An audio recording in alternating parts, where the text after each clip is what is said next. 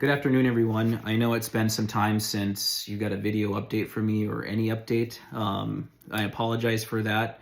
Going forward, I'm going to make sure that at least once a month, just like our union meetings, there's going to be a video update to send out to you guys. So no matter where you are, you can get some updated information from the president's desk, from Monorca, and etc. And I'm also going to try write one out as well, because I get it, like listening to videos can sometimes be cumbersome. So I'm going to try get information to you guys out at least on a monthly basis, just to make sure that you guys aren't sitting there wondering what is going on, what your president's doing for you, what your union's doing for you, or what the company is or isn't doing, just to get you guys informed, so that as we're going through this period of time, that it will be as least as heavy on you guys as possible, if I can just give you information as I get it, whether good or bad. And so I want to clear that out there right now. I just want to touch on quite a few things. We're vastly approaching our unemployment extension, and that's going to kick in November. There's nothing that you're going to have to do aside from what you're already doing to qualify for that. You don't have to go to work for a day and come back. There's nothing like that. Once you exhaust those initial unemployment benefits and you're qualifying for all those, you just continue apply, and those benefits will be awarded to you and given to you, and those will extend out to June of next year. And so that is huge. I just wanted to make sure that you guys know that, because I know this is a whole new experience for all of us. We're all learning this, but in regards to that extension, there's not anything extra that you're going to have to do. It's just something that, thanks to our legislators, that we were able to get, because as we're getting closer, it's looking like we're definitely going to be needing that. I'm very, very thankful that we have that. So if you have any issues, please reach out to me. Please reach out to Dan Vidmar as well, as he is still there caretaking all of our claims and Subpay and all this other stuff. So let me know if there's any issues, but I don't anticipate there being as many.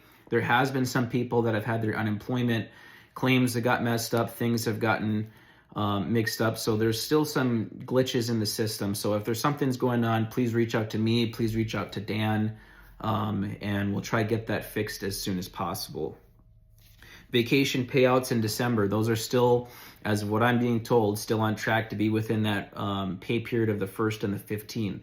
I did reach out to the state to make sure that I get accurate information on how we report that, how we don't report, whatever the case may be, how the state wants us to handle these vacation payouts, something that was earned last year. I'm still waiting to hear that. I want them to tell us how to do this, because as we've been going through this, the state, union can control what it can control, the company can control what it can control, but the state is a whole nother entity, and they're regulated by laws and are within those parameters. And, we need them to give us accurate information on how to do that. And I did reach out, have a good relationship with the director, and so I'm waiting to hear back from her. And as soon as I do, whether I write it out and send it out or do a quick video, I'll let you guys know. But I'm still waiting on information from the state before I tell you anything about the vacation payouts. But on the company side, it is still on track and still, as agreed upon in our MOU, to be from December 1st through the 15th. So a lump sum payment to you guys in there. I just want to touch on too, when it comes to vacation payouts and employments, I want to tell you that our current representatives have our backs completely. I was just with Senator Hochschild last night, talking to Cal Warwis, Representative Warwis, Senator Farnsworth, Representative Igo, all of these people, even Representative Johnson down in Duluth, and Representative Scraba. And I apologize for those of you that I didn't touch on. All of these people have your backs, and they have been very, very good to work with and communicative, and showing that support, not just in word, but in action, not just with this unemployment extension, but constantly making sure that we are going to be taken care of. And I just wanted to give a shout out to those people and those representatives, and you guys to know that as well, that this isn't political. This bipartisan support for us has been huge. We've needed it. And, if this continues on the way it's continuing, if things don't change, we may need them again.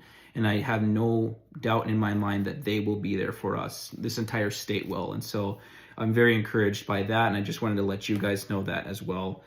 Subpay. I know there's been a lot of things on Subpay. We are close with the company in an MOU to make it so that you don't have to send in pay stubs, so that you don't have to do all this stuff that is not done yet. but we're close to having an MOU where we sign this MOU, you guys sign a piece of paper, and it guarantees you that minimum sub pay that you are guaranteed. And once that is done, then there won't be this headache that a lot of you are having to do. But until that, I hate to say it, we still have to do that headache. So if you have worked since May 24th, you didn't get unemployment, didn't get sub, you need to get pay stubs or something, communicate to Dan, get that paperwork in, because you can do multiple weeks at once. Send all of that in so that you get a lump sum paid to you. That's the way that it works right now until we get this done, this MOU done, so that you just sign one piece of paper and you'll get that sub paid out to you going forward. But if you have weeks in this summer that you haven't got sub pay for, please reach out to Dan, get that paperwork in. You just got to put that your pay stubs on there, get that information in, and we'll get you that stuff back paid for those weeks. That's the way that it works. It's unfortunate, but it is just the way that Cliffs is done right now. But we're close to having an MOU to make it, to streamline that process, make it a lot easier. But please reach out to it. That is sub pay money to you guys, and you guys have earned it. And so if you get a job anywhere else, you get sub pay.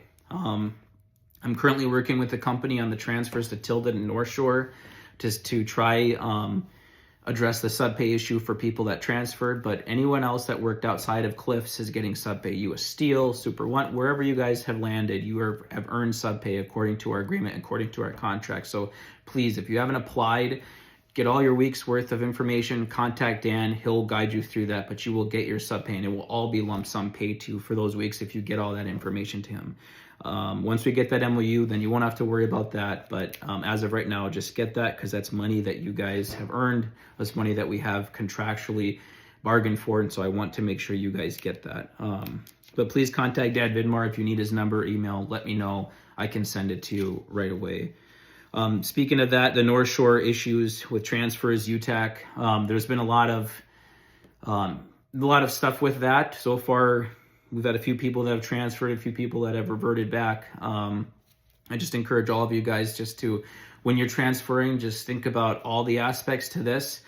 When it comes to how this will affect your unemployment benefits, how it won't. That's the one thing that is definitely clear, that the state and its unemployment system is completely separate than us. There's no, I can't speak to them. I do know what I can read in the statutes, but if you're a transfer and if you have issues or you're concerned about stuff, please reach out to me. But going forward, we're going to try to work closely with the state for any decision that those of you that have transferred or want to transfer makes in regards to either staying at North Shore or Tilden or coming back and whatnot. So I'm also working with the company to get a better system in place to get these transfer language out to you. So it's not just either tacked here at the Union Hall where you guys have to drive here, or texted to me and texting you links. I will still probably do that. I know there was some things that some links weren't sent out, and I apologize to all of you, those of you that I missed. I think there was only a couple, but you got those links. But I'm trying to work with the company to make sure that is sent out to all of you guys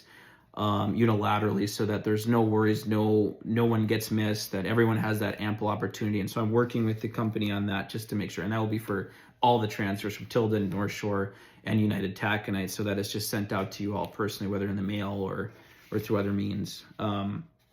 Just going to Monorca now, we have some equipment has been transferred. We have a loader that it went to North Shore, 56 loader, I believe. Some other equipment has been shipped over to United Taconite. There's a lot of other interest in some of other pieces of equipment that we have. So far, all of that is being tracked and all of it is documented, and so we're keeping a close eye on that as a union, and the company has been pretty decent on informing us on what's going and where, and anything substantial they're letting us know.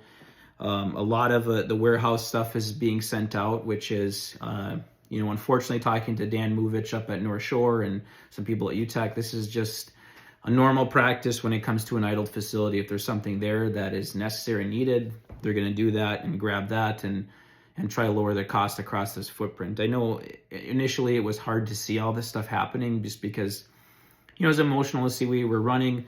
Our family unit of Monorca was there, and then all of a sudden seeing all this stuff just getting shipped out to other facility was tough to see. It still is tough to see, but now that the emotions have somewhat settled, it's a little bit easier to kind of accept and see it for what it is.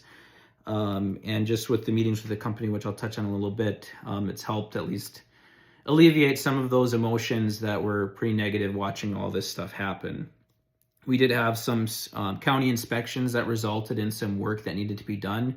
There was some operators and mechanics that were needed, and they were brought back and are still currently there working on some of that inspection issues that the county had seen and needed to be addressed. And we did bring our people back to address those, and they're still currently there right now. I believe that work is coming to a close, but there's still, I was just there today, there's still a sizable amount of work to be done out there.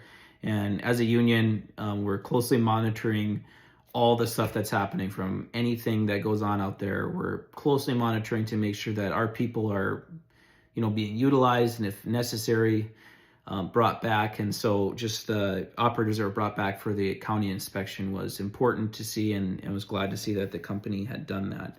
We still have people out there that are still watching everything and still doing great work right now to make sure that even with the limited amount of people that we have out there, that they're trying to do their best to make sure they're protecting Monorca, protecting the facility, winterizing it, getting ready for whatever it needs to see, whether that's a winter or not. And we have all those people out there are working very, very hard to ensure that. Was out there just today, and sad to see the facility just not running, but it was just good to see just the facility again, just because it's, I don't know, it's tough. It's tough to not be working right now. And yeah, so sorry getting derailed there, but all the people that are out there are doing great work. And for all of you, if you watch this, I appreciate what you're doing and all that you're doing to be all hands on deck to try and make sure that Monorca is protected from needless damage that we can prevent if we work hard to take care of it. So I appreciate all of you out there doing that. I just want to transition to the stuff that I've been doing over the last couple of months for us as Monorca, but us as a union and as a state as well. I did meet with Rob Fisher and certain heads of the company on September 2nd. Me and Chad were there, and Kyle was there, and we were talking to them about just some issues with Monorca. We asked questions on what is your plan? What's the future of Monorca actually looks like? And it was at that meeting where the company pretty much reaffirmed the fact that Monorca's future is necessary for Cliff's future.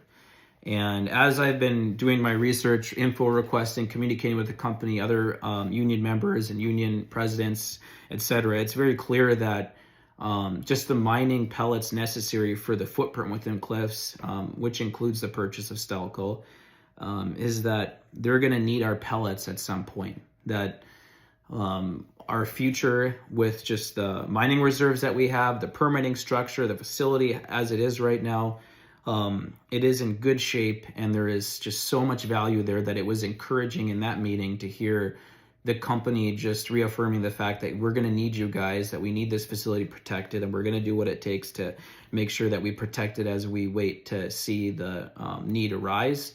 The one thing that, as I'll tell you guys, that they still will not be able to put their name on a timetable to return. And part of that is as I suspected, there's the layoff that happened at North Shore that extended for, kept extending and extending.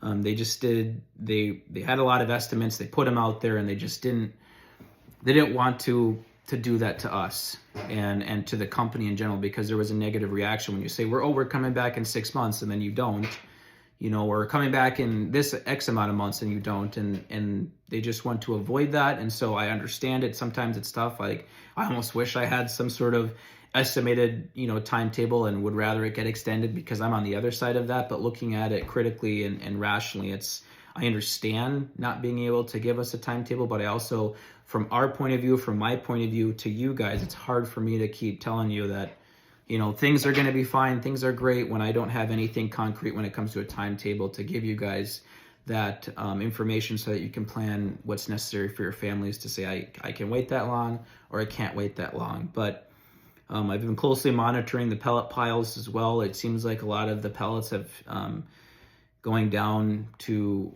or are getting transferred down to the lower lakes, which is, I guess, necessary and normal when it comes to getting closer and closer to the end of shipping season. it did seem and did see that our pellets were completely out on the northern stockpiles. I haven't just talked to President Thomas from 1010 to this afternoon on a matter, but I didn't ask to see if he had gotten a boat of our pellets recently or not from what was left. But as of October 2nd, all of our pellets on the northern stockpile were gone. I also recently went to the Cleveland Cliffs partnership meeting. I connected with Rob Fisher in Cleveland, and there I talked to him again. This was on September 21st or thereabouts for an hour. We talked an hour of his time, and he's the head of HR and labor relations, like one of the top people within corporate. And we talked extensively about Monorca, about the future, about the company, about steel, about everything. And it was very clear that the company is committed to Monorca's future. They reaffirmed that meeting earlier, and that they are going to need our pellets, and they don't want to give that timetable because they don't have that that percentage of certainty to say that they can put this out there and not have something change in the meantime. There was conversations about concerns about equipment leaving, the lead times on getting new equipment. And one of the things that Rob had said and that we had talked about was that the company, when we get called back, there is going to be a considerable amount of investment in Monorca. And to me, that's huge, because we're going to need a considerable amount of investment. And we do have the ore reserves to support that investment, but to see that all come back and see that investment come in when we do our, all the stuff that we need to do, from pumping the pits down to getting equipment back to doing those shutdowns and maintaining the crusher, all this stuff, like they're going to need to do that to ensure the future of Monorca. And when we get all that money in there, it's going to help feel that security blanket of this is how much money we put into this facility, because we have, X amount of years and the potential to have more years of ore coming from this facility. And so that meeting was very encouraging. We had a long talk about partnership, about Cleveland Cliffs, and just how there's just things on either side that we can both do better. And I'll be honest with you, even after that meeting, there's been positive reactions from me and Rob coming to the table and saying, let's be partners at the end of the day. Let's not be fighting each other. Let's try figure this stuff out and work our way through this already tense and trying time. And so it was a good meeting with Rob. It was encouraging to hear that what's gone. If we need to start getting equipment from other facilities when we come back, we may end up doing that. Like, there's a lot of options on the table. Just to see equipment go doesn't mean that there's a myriad of options for them to get equipment back at our facility, to say if they need us in November or they need us in July. So that was a very encouraging meeting, and I've already, like I said, seen the ripple down of Rob Fisher and me coming to terms and having a good conversation and trying to work through a lot of issues and try to work together to make sure that all of you are still a part of this, whether that has to be with meetings of trying to make sure that we can go help out at UTAC or North Shore for a shutdown or something like that, where they have contractors still there. And I made the point to say, if there's contractors over there, we have lots of millwrights and talented people that would have their MSHA and would be able and willing to go work, for 2 weeks in a shutdown at any of these other facilities that are right here. And so they're agreeable to having these meetings, and I look forward to keeping pushing that to create any and every opportunity for us to continue working. And ultimately, everything that I've done is trying to ensure that protect the guys that are working right now, but also do everything and anything to get people working again at our facility, or just have opportunity to make money to help make ends meet as we wait for that official callback. I was able to connect with some of the UAW folks down there in Cleveland. I did make a call to them today, and we'll continue to have that line of communication, because that's one of the idled facilities that takes around 3 million or so pellets. And so they have contract language that it forces and has Cliffs investing into their facility like $175 million more that needs to be invested. And so those guys are holding the line, pressuring Cliffs to make that investment. And so when that furnace and blast furnace comes back and that need for pellets arises, that's going to help us too, because that's 3 million more tons of pellets being consumed that we need to make. And it just so happens it's the number we make. It's the Stelco option, that's going to run out in 27 or 28, and there's 4 or 5 million tons of pellets that if they don't have, a certain amount of money to buy pellets and buy that iron option out of Mintac, need more pellets there too. And so the future for Monorca, I believe, is still there. I've always believed that. There's just way too valuable of a facility and all the iron units and the permitting. to let go, whether it's Cliffs or somebody else. But as of right now, I even asked, is Arsler, have you gotten unsolicited offers from Arsler to buy our facility? And he said no. And so at least that's out there. I think Cliffs is very aware that Monorca is very necessary for their future, and take that as you may, or how you feel with Cliffs. But I am hopeful and will be pushing to have our partnership intact, and that when we do come back, that we're going to be all part of this team here at Team Monorca, and we get that facility up and running and run the way that we've ran it for so many years. The last thing I'll touch on too is I talked to Roxanne Brown and Amber Miller. They're very two people that are going to be on the international election ballot that's happening next month. And I talked to them about our issues and what's going on at Monorca and dealing with Cleveland Cliffs, and if we're going to potentially need support on that level if things don't change, and what we can do to help with just all sorts of things that are going on up here. And so they were it was a good conversation. It was at least an hour long, and they're very good to talk to, and they seem to understand the issues that we have in mining. And so they reaffirmed that they have our backs and will have our backs as we need them. And so I'm here to tell you, it was very encouraging. I have that connection with them and those lines of communication if we need them, should they be elected, which I believe they will be. And so it was important to establish that relationship, to make sure that we have that international support on the very top, with the brand new presidents and brand new vice presidents as well. I hope all of you guys are taking care of yourselves and your family, and I'm just looking and seeing this is 21 minutes. So if you lasted this long, kudos to you. I don't know if I could listen to myself for that long, but I just wanted to tell you guys, please keep taking care of yourselves. If you need anything, need somebody to talk to, just to vent about anything, please reach out to me, reach out to your coworkers. Please do that, because we're going to be entering winter, and that's the time period where seasonal depression sets in anyways. Then you add potentially losing your job, still no timetable. It might be a tough winter, but I'm here to tell you just from this desk that I'm going to do everything I can, as I have been, to try get us back, get you guys back, get us all back, and ensure that the facility is protected from bad management or bad decisions, to make sure that we continue to be viable and we be productive and be the facility that Monorca has always been for so many years. But I just want to make sure that you guys take care of yourselves and your families. You do whatever it takes to support your family. At the end of the day, that's the most important thing. Minds come and go, jobs come and go. You just please do whatever it takes for your family, and feel no shame in whatever that decision may be. For those of you that are able to and are waiting this out with me and the rest of us, please reach out. Please let me know what you need. There's a lot of community resources that are available to you, from AEOA to SNAP to energy assistance when it comes to things paying for energy in the winter as the costs go up. There's just a lot of things available to you that it's no shame in tapping into these benefits that we've all paid into. I will commit to you guys to at least put out one of these every month, and make sure that you guys have up-to-date updates. And maybe if I would have done this last month and this month, it wouldn't be 23 minutes long. But I will also write out a short letter too, so that if people don't want to watch a video, they can read that letter and get some up-to-date information. I know I'm sure I missed quite a few things. It was a busy couple of months, a lot of moving parts, a lot of connecting with people and trying to ensure that whether if we need another extension, or whether we need to meet with the company, ensure that this is happening, or we're entering in a TEDF talk, see where we can use that money to protect our people and our facility, all this stuff.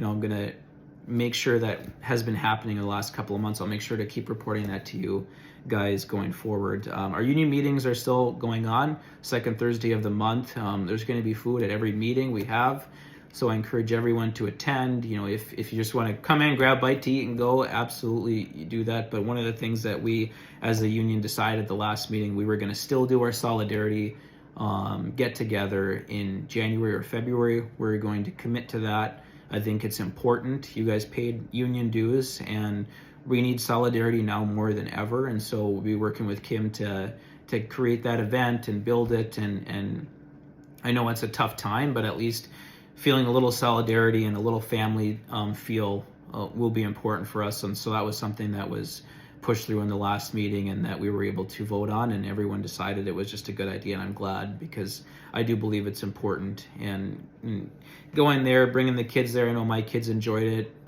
So that will be happening, and we'll have hopefully prizes for everyone, to make sure that everyone feels included and we all are together as a family, as Monorca has always been. I know I probably missed some stuff. If I did, I'll try write a notice out and send it out, but I just wanted to get this update out here to you guys, and touch base with you and let you know that our union is still alive, our local is still alive, and I, as your president, am still fighting for you guys on every level, on the state level, on the national level. I've been lobbying to push for some reforms on just iron units getting transferred into the company. I know Chad and I were talking just last union meeting, but it's just very obvious we need, some national reform, because we consume more iron units in this country than we produce internally, and that needs to be addressed, especially when we have facilities laid off and idle for years that could be running if there was reform and there was incentive to produce and create iron units, whether that's HBI, pig iron, taconite pellets, whatever the case may be. We have it here and we have the ability to produce it. And so fighting those battles, as well as making sure, like I said, unemployment is protected, and we needed this extension, and if we need another one next year, that those relationships are there and that we have that support from our legislator to realize that you guys are important, and we have taken care of the steel economy. It's now our turn to be taken care of while we wait out this downturn.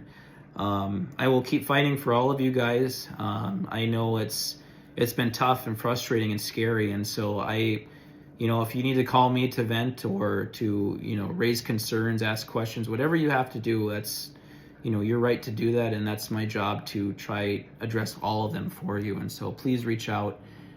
Please take care of yourselves, and I will try to do these, and I will do these video updates every month going forward. So please take care of yourselves, and I'll talk to you again soon.